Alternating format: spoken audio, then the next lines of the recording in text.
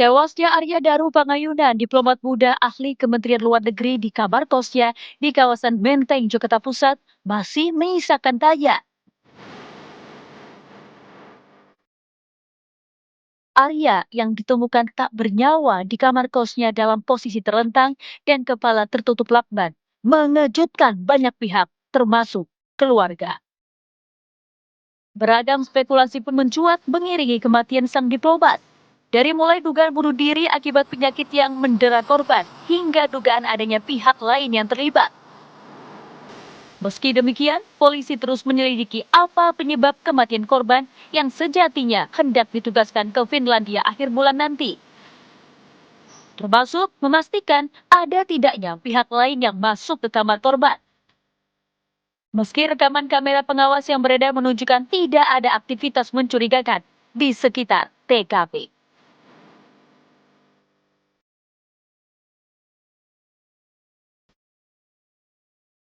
Ya, penyebab kematian ini masih menjadi misteri pemirsa, di mana Jumat lalu pihak kepolisian menggelar olah TKP lanjutan. Artinya sudah 3 kali olah TKP ini digelar oleh pihak kepolisian. Pertanyaannya, apakah olah TKP kali ini mampu mengungkap petunjuk baru untuk mengungkap penyebab kematian dari Arya Daru Pangayunan? Kita akan bahas pemirsa di Apa Kabar Indonesia Malam bersama dengan sejumlah narasumber. Saya akan perkenalkan untuk Anda, di sebelah kanan saya ini sudah hadir ada Bu Cik Juliati Hisham, sosiolog kriminologi UNJ. Selamat malam Bu Cik. Malam. Sehat? Alhamdulillah. Oke. Di sebelah Bu Cik ini juga sudah hadir Dr. Boge Priyo Nugroho, ahli forensik RSUD Tarakan. Selamat malam Dr. Boge. Selamat malam. Oke. Selain 2 narasumber yang hadir di studio, kami juga sudah terhubung pemirsa melalui sambungan virtual Zoom. Ada Komjen Purnawirawan Arief Sulistianto, Kabareskrim 2018-2019. Selamat malam Pak Arief. Selamat malam Pena, selamat malam Bapak Ibu narasumber. Oke, baik, kita pertama-tama menuju ke Pak Arief terlebih dahulu ya, izin. Baik. Pak Arief, kami ingin minta analisa Anda. Ini kan sejauh ini olah TKP sudah digelar sebanyak 3 kali begitu. Dengan barang bukti ataupun fakta-fakta yang sudah terkumpul sejauh ini, apa yang sebetulnya terjadi dari sudut pandang Anda sebagai mantan Kabareskrim, Pak Arief? Ya, terima kasih Pena. Ini banyak pertanyaan seperti itu. Jadi setiap perkara yang ditangani oleh kepolisian itu pada dasarnya adalah sebuah teka-teki yang harus dijawab oleh para penyidik apa sebenarnya yang terjadi. Oleh karena itu di dalam proses penyidikan, penyidik berupaya untuk mengumpulkan barang bukti, alat bukti, data, informasi untuk merekonstruksi semua peristiwa yang sudah terjadi, baik pada hari H maupun H- sebelumnya. Nah, ini yang kita temukan adalah ada korban meninggal dunia di dalam kamar sendiri, tidak ada saksi. Sehingga tugas penyidik menjadi lebih sulit untuk mengungkapkannya, karena ini kejadian dalam kesendirian. Oleh karena itu, penyidik tentu untuk menjawab teka-teki ini, ada 2 kemungkinan karena korban meninggal dunia. Yang pertama, apakah korban ini meninggal bunuh diri? Yang kedua, apakah korban ini dibunuh? Nah, tentu apa yang dilakukan penyidik sampai melakukan olah TKP 3 kali dengan melibatkan berbagai macam unsur di dalam pendukung penyidikan ini, tentu ini upaya untuk melengkapi dan mengumpulkan semua alat bukti. Dan TKP adalah tempat yang paling vital untuk mengungkapkan ini semuanya, karena disitulah terjadinya peristiwa itu. Sehingga penyidik memang harus cermat, harus lengkap di dalam melakukan upaya-upaya penggunaan alat bukti itu. Kedua, dari dari jenazah nanti akan dilakukan otopsi, ada dokter forensik nanti bisa dikonfirmasi apa sih yang menyebabkan kematian dari korban, kemudian kapan terjadinya, kapan waktu meninggalnya korban ini, sehingga akan bisa dihitung lintasan waktu kegiatan korban. Baik. Dari sebelum meninggal sampai dengan ditemukan meninggal. Yang ketiga adalah bagaimana profiling terhadap kegiatan korban itu sendiri. baik secara pribadi, keluarga, maupun hubungan kerja.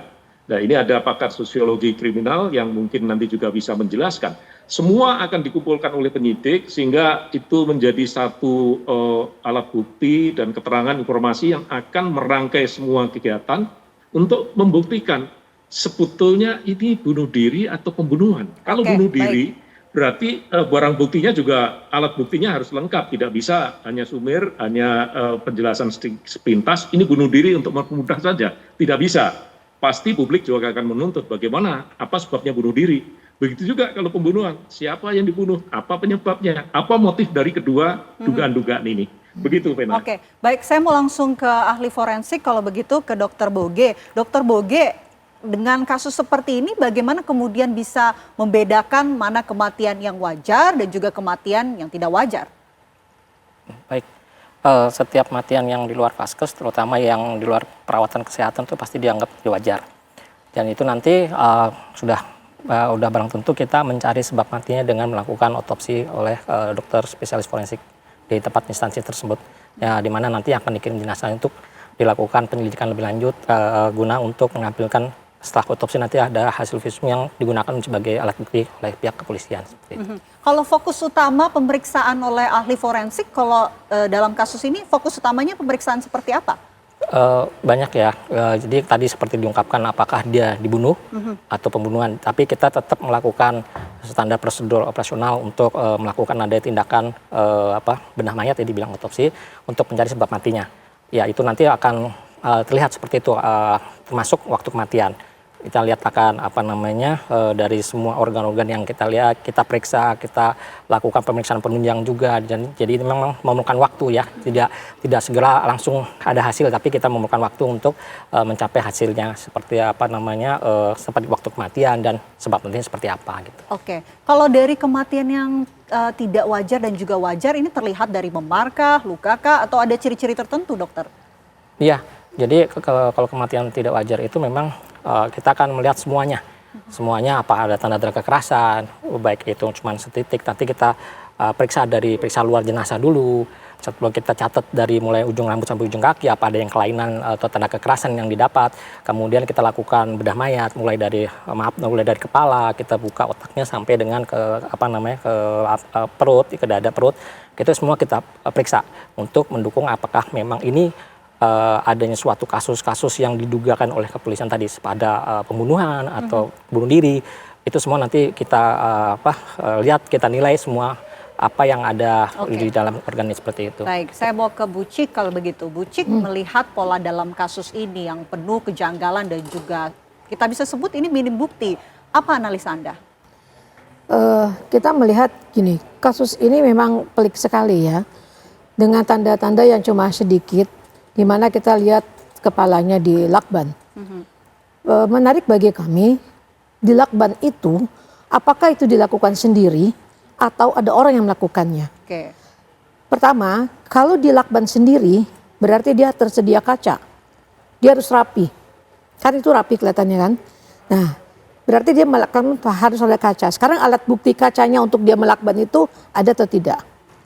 Kalau seperti itu berarti kan memerlukan banyak alat. Polisi harusnya lebih jelas lagi ya melihatnya gitu lah. Dari sisi itu.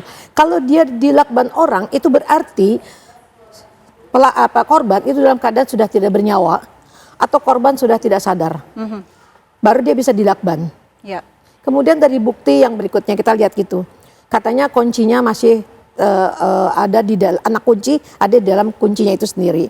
Sekarang pertanyaannya, kita harus mengumpulkan data. Apakah anak kunci itu kalau tercangkut di dalam kuncinya bisa dikunci dari luar atau tidak? Biasanya sih tidak. Artinya anak kunci itu tidak boleh tersangkut di dalam anak kunci. Kita lihat dari situ. Ya. Kemudian kita harus meriksa juga keadaan dari sekitarnya. Apakah di atas itu plafon ada yang terbuka atau tidak? Dan siapakah yang memberitahu bahwa orang tersebut sudah mati?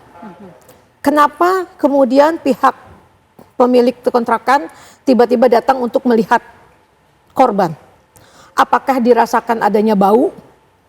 Karena biasanya kalau bau menyengat tentu mengganggu masyarakat, tentu dicari Oke. di mana. Tapi Nah, waktu itu laporannya dari istrinya kan yang meminta untuk dilakukan pengecekan dalam kamar Nah, kos. berarti ada berapa hari antara dia di dalam sana, dari CCTV yang saya dengar bahwa dia telah buang sampah.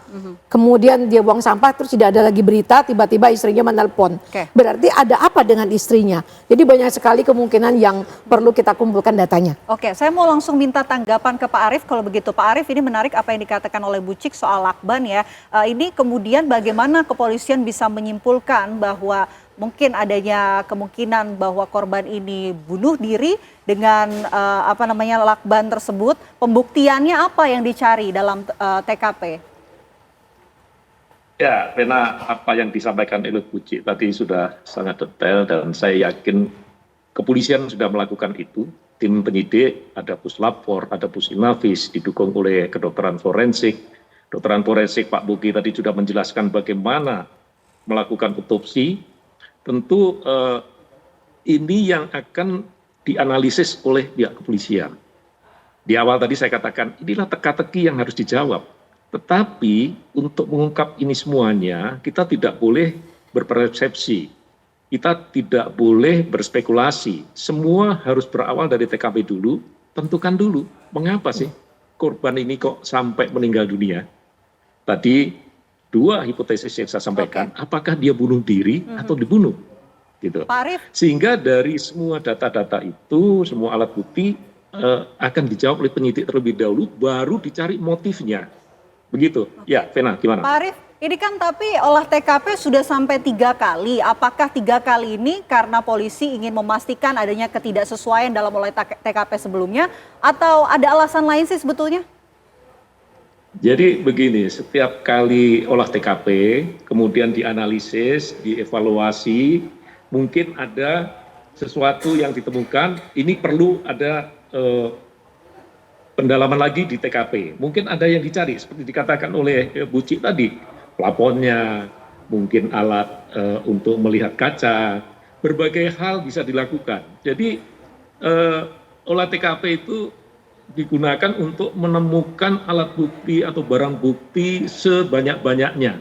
Karena memang yang diketahui kejadiannya hanya di kamar itu saja, sehingga sebanyak-banyaknya untuk bisa mengumpulkan barang bukti yang kemudian direkonstruksi. Saya katakan bahwa mengungkap satu teka-teki perkara seperti ini seperti menggambar puzzle. Jadi yang kecil-kecil itu dikumpulkan semua, dirangkai menjadi satu gambar. Kalau salah di dalam menginterpretasikan potongan-potongan itu, seandainya gambarnya atau perkaranya ini mencari macan, yang digambar jadinya kelinci, saya sampaikan kemarin. Oke. Nah, ini penyidik tidak boleh terjadi kesalahan seperti itu.